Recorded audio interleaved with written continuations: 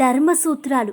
మొదటిది, వాల్మీకి శ్రీరామ పట్టాభిషేక అనంతరం రామాయణ రచన చేశారు. ముందుగా ఊహించి వ్రాసినది కాదు. రెండవది, వినాశకాలం వచ్చిన వారు వివేకమును కోల్పోయి ధర్మవిరుద్ధమైన పనులు చేసి నశిస్తారు. మూడవది, ఎవరి పాపకర్మలకు వారే బాధ్యులు, కానీ పాపంలో భాగం పిల్లలకు కూడా రావడం తప్పదు. నాలుగవది, రావణుడు, ఆంజనేయుడు నవవ్యాకరణాలు చదివిన సర్వశాస్త్రవేత్తలు. ఐదవది, పరమార్థం తెలియనిదే జీవితానికి ప్రయోజనం లేదు. ఆరవది, వ్యాస మహర్షి మహాభారతాన్ని కురుక్షేత్రమైన తర్వాత చాలా కాలానికి వ్రాసిరి. ఏడవది, కైవల్య ముక్తి అంటే మోక్షమే. జీవన్ముక్తి అంటే జీవించి ఉండగానే ముక్తుడై ఉండడం.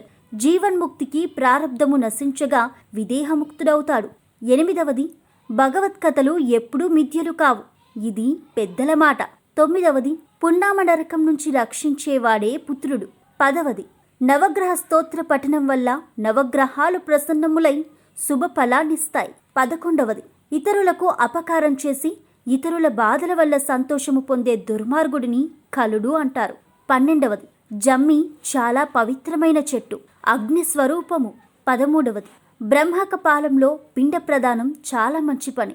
అంత మాత్రం చేత తద్దినాలు ఎగ్గొట్టకూడదు. శరీరం ఉన్నంత వరకు పితృదేవతలకు తద్దినం పెట్టుట శాస్త్రీయ ధర్మము.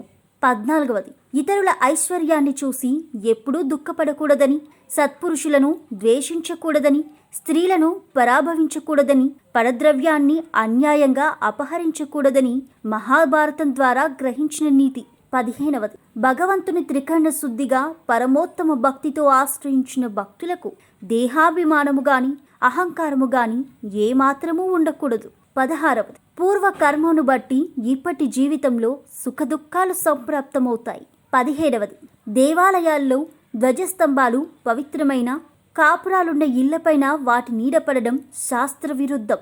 18వది, అశ్వత్థామ, బలిచక్రవర్తి, వ్యాస మహర్షి, హనుమంతుడు, విభీషణుడు, కృపాచార్యుడు, పరశురాముడు ఈ 7గురు చిరంజీవులు. 19, గురువునకు దైవమునకు ఎప్పుడూ వంగి నమస్కారం పెట్టకూడదు, సాష్టాంగంగానే పెట్టాలి.